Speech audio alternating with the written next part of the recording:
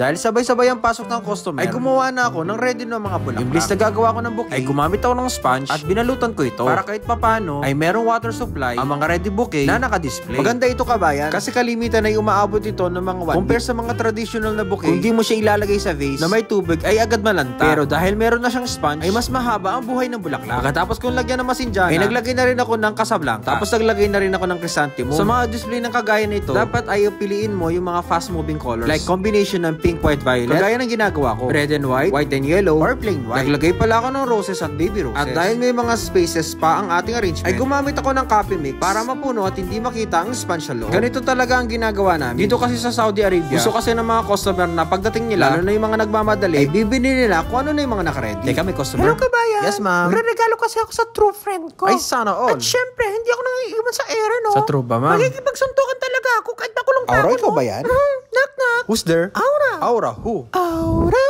gabi.